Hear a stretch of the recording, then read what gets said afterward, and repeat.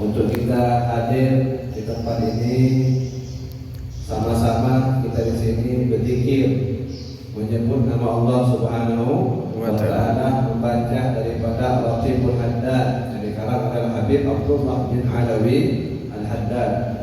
Jadi ini luar biasa. Jadi dalam hidup ini perlu yang namanya zikir, karena perbedaan antara orang yang berzikir sama orang yang tidak berzikir itu kayak orang hidup sama orang mati. Orang yang enggak zikir itu kayak mati, ruhnya itu mati. Sedangkan orang yang rajin berzikir, ruhnya itu hidup. Namanya ruh kita itu kan butuh yang namanya makanan, butuh yang namanya asumsi. Seperti jasad kita itu butuh makan, kalau nggak makan bisa sakit. Begitu juga ruh kita juga butuh yang namanya makanan. Makanan roh itu antaranya adalah zikir kepada Allah Subhanahu wa Ta'ala yang hadir di majelis-majelis ilmu. Karena banyak sekali keutamaan orang yang hadir daripada orang yang berkumpul di majelis zikir. Dikatakan Nabi Muhammad SAW itu beliau memberikan kita kabar gembira. Nabi Muhammad memberikan kabar gembira tentang perkumpulan kita pada malam hari ini. Nabi Muhammad mengatakan, "Mattama qaumun bi dzikrillah illa nazalat 'alaihim sakinah wa ghasyiyatuhum rahmah wa khafathum malaikah wa dzakarahumullahu fi man indah." Nabi Muhammad mengatakan, tidaklah suatu kaum, sekelompok manusia berkumpul di suatu tempat, ngapain? Yazkurullah, bidzikrillah, berzikir kepada Allah Subhanahu wa Ta'ala, yang melainkan akan turun di tempat tersebut as-sakinah, rasa ketenangan. Pertama kata Nabi akan turun di tempat itu as-sakinah, rasa ketenangan. Ya, ketenangan ini ya nggak bisa kita dapatkan dengan kita punya harta banyak, atau dengan kita jalan-jalan, atau punya banyak harta. Ya enggak, ini ketenangannya hakiki. Karena orang manusia itu mereka mencari ketenangan itu terbagi menjadi dua. Ada golongan orang-orang yang cerdas, ada lagi orang-orang yang tidak berakal. Kalau orang-orang yang tidak berakal itu ya dia mencari ketenangan, orang yang bodoh namanya, mencari ketenangan lewat dunia. Ini mungkin dia tenang, tapi ketenangannya tidak hakiki. Nggak tenang dia, mungkin perasaannya tenang tapi hakikatnya itu nggak tenang. Jadi dia tenang kalau seandainya punya harta banyak, punya mobil mewah atau rumah yang mewah, itu membuat dia tenang. Ini ketenangan seperti ini ketenangannya palsu. Ketenangan itu palsu. Mungkin di dunia tenang, belum tentu di akhirat dia tenang. Mungkin saja di dunia juga nggak tenang ya, belum tentu tenang. Apalagi di akhirat. Nah, golongan yang kedua ini ada orang yang mencari ketenangan lewat menggantungkan hatinya itu kepada Allah. Dia kaitkan hatinya itu kepada Rasulullah. Ini ketenangan seperti ini ketenangan yang hakiki. Di dunia dia tenang, di akhirat dia tenang. Ini sebagaimana Allah Subhanahu wa Ta'ala mengatakan dalam Al-Qur'an, alladzina amanu wa tatma'innu qulubuhum bi dzikrillah, ada bi dzikrillah tatma'innul qulub. Bahwasanya dengan kita berzikir kepada Allah itu membuat hati kita menjadi tenang. Ini jadi ketenangannya hakiki. Di dunia dia tenang, di akhirat juga dia tenang. Jadi kata Nabi Muhammad akan turun di tempat ini as-sakinah, rasa ketenangan. Ini memang luar biasa. Kita hadir di majelis itu ada zikir, itu tenang hati kita, benar nggak? Benar. Karena kita nggak bahas di sini, nggak bahas dunia, kita nggak bahas politik, kita bahas ya ingat kepada Allah, ingat kepada Rasulullah. Sehingga ada cerita dulu ada di mana, di London, daerah London di Inggris. Jadi ada seorang perempuan non muslim. Perempuan ini dia punya penyakit nggak bisa tidur, susah dia tidur. Padahal rumahnya mewah, kasurnya empuk, tapi dia susah tidur. Dia melompat ke Jerman, melompat ke Belanda, Singapura, tapi nggak sembuh-sembuh, susah dia tidur, capek dia, penyakit itu capek. Suatu hari di London itu atau di Inggris ya, atau daerah mana ada pemukimannya orang Islam. Dia kebenaran lewat di situ. Ketika dia lewat di situ, dia melihat ada satu tempat ada ibu-ibu kayak buat majlis taklim. Jadi buat majlis taklim di rumah ada ustaz yang ngajarnya. Jadi dia lihat di luar ada orang buat pengajian. Dia lihat ada sebagian ibu-ibu itu, ada sebagian itu yang tidur. Sebagian itu ustaz lagi jamaah, lagi ngajar, ada sebagian ibu-ibu itu tidur. Maka dalam hatinya alhamdulillah dia tidur. Duduk baca baca tidur. Emang kadang-kadang kan di masjid kadang-kadang baca gitu tapi itu jangan nanti itu ya. Kalau itu tuh berarti tak niat gitu. Kalau ingin belajarnya tidak tidur itu Allah. Dan cuma ibu-ibu tadi yang tidur. Alhamdulillah gitu. Jadi dia niat minggu depan pengen hadir. Alhamdulillah muslim. Minggu depan dia hadir. Duduk di belakang. Pas ustaznya lagi drama, tidur, tak tidur. Kalau selalu tidur, duduk tidur. Pas dia bangun, ada tidur akhirnya, ada tidur akhirnya dia masuk Islam. Kenapa baca ayat itu? Karena kalau kita berhubung berzikir kepada Allah, itu turun yang namanya ketenangan. Mungkin ibu ini tidak tenang walaupun harta banyak, tapi dia banyak mikir. Tidak tenang. Inilah tenangan hakiki itu ya, kita hadir di majlis zikir ini akan turun di tempat ini as-sakinah. Kemudian wa ghasyikum rahmah akan diliputi di tempat ini rahmatnya Allah Subhanahu wa taala. Sudah jelas ya. Karena sebab dijauhkan mungkin di satu daerah, mungkin Allah jauhkan bala, Allah jauhkan musibah karena perkumpulan kita pada malam hari ini. Kita duduk di sini mungkin penyebab daripada tempat kita atau kota kita dijauhkan bala dari Allah Subhanahu wa taala. Kemudian wa ghasyikum rahmah wa khafathum malaikah. Jadi malaikat itu akan meliputi tempat ini. Malaikat itu membentangkan sayapnya bagi orang yang kumpul kayak ini. Bagaimana dalam hadis dikatakan,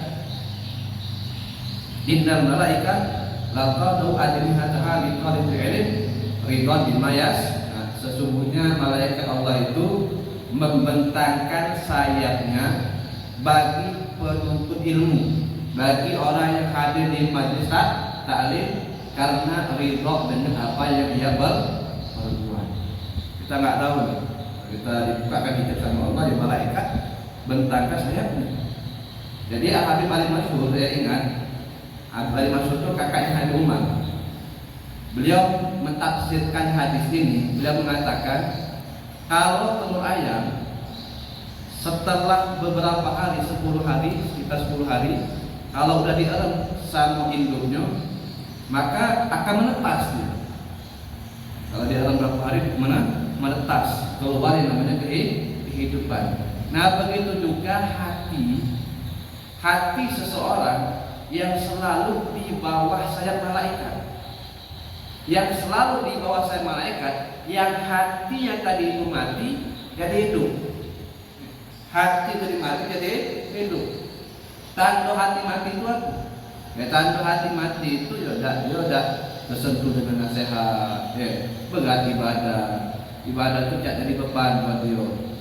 Sholat tak jadi beban, puasa jadi beban, itu tanda hati itu mati. Nah, kalau tanda hati itu hidup itu dia nikmat dalam beribadah.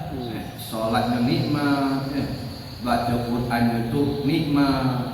Itu di antara tanda hati seorang itu hidup. Sehingga orang yang mempunyai hati yang hidup itu nikmat dalam beribadah kepada Allah Subhanahu wa taala. Sebagaimana dulu ada Habib Muhammad bin Hasan Jamalullah. Habib Muhammad bin Hasan Jamalullah, seorang waliullah, seorang ahli ilmu, wali min awliya Allah Ta'ala. Itu dikatakan beliau itu kalau di bulan puasa itu nggak mau baca Quran di siang hari di bulan Ramadan. Di siang hari nggak mau baca. Ya, padahal kan kalau bulan Ramadan kan kita dianjurkan memperbanyak baca Al-Quran. Tapi ini Habib Muhammad di siang hari nggak mau baca. Tapi di malam hari dibaca sama beliau. Tapi kalau untuk siang hari nggak mau baca. Ditanya sama muridnya, ya Habib, kenapa kau nggak mau baca Al-Quran di siang hari di bulan Ramadan? Maka dijawab sama Habib Muhammad, sesungguhnya aku ketika membaca Al-Quran itu seakan-akan di lidahku ini kayak ada madu. Di lidahnya kayak ada madu, nikmat, kayak ada madu. Jadi aku pengen merasakan sebagaimana orang yang merasakan puasa. Nah, kalau aku baca Quran siang hari takut batal. Dan juga aku pengen merasakan apa yang dirasakan orang yang berpuasa. Makanya aku tidak mau membaca Al-Quran di siang hari di bulan Ramadan kayak ada madu, nikmat. Artinya hidup nikmat, dia baca Quran ini nikmat. Kan terbalik kadang-kadang sebagian orang kalau baca Quran tapi kalau ngomong ilmu ada madu indah. Kalau kata ilmu tak berjam-jam. Tapi kalau baca Quran beratnya. Nah, ini Abu Muhammad ini yang punya hati yang hidup, sehingga beliau betah pada Quran itu kayak ada madu. Kenapa? Karena hatinya itu. Sebagaimana juga ada dulu Imam Ali Zainal Abidin. Imam Ali dan Abidin ini di antara amalannya itu setiap hari itu, setiap malam itu 1000 rakaat salat. Nah, semalam 1000 rakaat, sampai itu 1000 rakaat. Nah, semalam 1000 rakaat sunnah. Kita minimal kalau kita ini nggak bisa 1000 rakaat ikuti mereka para ulama-ulama itu banyak sholatnya itu. Kayak Fadil Muqaddam, kita baca Al-Fatihah ila Fadil Muqaddam Muhammad bin Ali wa Ali Sabah. Setiap malamnya itu beliau ibadahnya itu sholat 1000 rakaat. Kita minimal buat kita ini kan anak majelis kita nih. Anak majelis ya, kita minimal buat kita ini jangan tinggal sholat duha. Jangan tinggal. Qobliyah, ba'diyah jangan ditinggal. Sholat PT jangan ditinggal karena aib bagi seorang anak majelis nggak sholat duha. Aib bagi anak majelis nggak sholat witir. Aib bagi anak majelis nggak sholat qobliyah dan ba'diyah. Jadi minimal bagi kita kayak gitu. Minimal kalau sholat wajib, sholat wajib pasti kita kerjakan. Tapi kalau kita kan anak majelis beda. Jadi minimal bagi kita ya sholat sunnah, qobliyah, ba'diyah, witir, duha jangan tinggal. Jadi Imam Ali terakhir ini setiap malamnya itu sholat 1000 rakaat. Dan satu hari beliau pernah lagi sholat, ketika lagi sholat rumahnya kebakar. Beliau nggak terasa, tetap beliau sholat. Selesai beliau sholat melihat rumahnya udah hangus. Maka ditanya, ya Imam, engkau nggak terasa ya? Bahwasanya rumahmu kebakaran. Maka beliau mengatakan, aku disibukkan dengan api yang lebih besar dari ini. Allah. Disibukkan dengan api yang lebih besar dari ini. Jadi nikmat. Sholatnya itu nikmat. Kenapa? Karena hatinya itu hidup. Jadi kalau orang yang mempunyai hati itu sholatnya khusyuk, sholatnya nikmat. Dulu ada sahabat Nabi Muhammad kena panah. Punggungnya kena panah. Akhirnya mau dicabut ke panahnya, mau dioperasi. Sebelum dioperasi dia datang ke tabib. Kata tabibnya ini harus dibius dulu, harus dibius. Zaman dulu kan nggak ada disuntik kayak sekarang, nggak ada. Kalau zaman dulu kan biusnya katanya itu dipukul punggungnya, pingsan baru dioperasi, katanya seperti itu. Jadi ini tabib ngomong ini harus dibius dulu. Ini sahabat nggak mau, aku nggak mau dibius. Kenapa? Aku tidak mau 1 detik daripada waktuku ini tanpa berzikir kepada Allah Subhanahu wa Ta'ala. Dalam rugi waktu. Ulama itu paling pelit sama waktu. Jadi sahabatnya adalah 1 detik daripada umumnya itu tanpa zikir kepada Allah. Kalau cek itu tahunya kayak sakit itu. Dicampur langsung kayak sakit, bahaya. Udah cek ini. Dicampur panah anak, dioperasi ketika anak sholat. Kalau anak sholat dicampur lah panah. Sholat lagi, sahabat ini sholat dioperasi, dicampur panahnya, walau ngomong aduh, walau ngomong tak terasa sama sekali. Pas lah salam sudah selesai, sudah. Masya Allah. Ya, jadi tidak langsung kenapa? Kami sholatnya khusyuk kenapa? Karena hatinya hidup. Jadi di antara kita pengen kalau kita hati kita hidup, kita nikmat dalam ibadah, ya kita rajin-rajin hadir di masjid. Kemudian kata Nabi Muhammad, wa dzakarakumullahu fi man indah. Mengatakan bagi orang yang berkumpul berdiri kepada Allah, maka Allah Subhanahu wa taala akan menyebut nama mereka satu persatu. Nama mereka itu Allah sebut satu persatu depan para malaikat.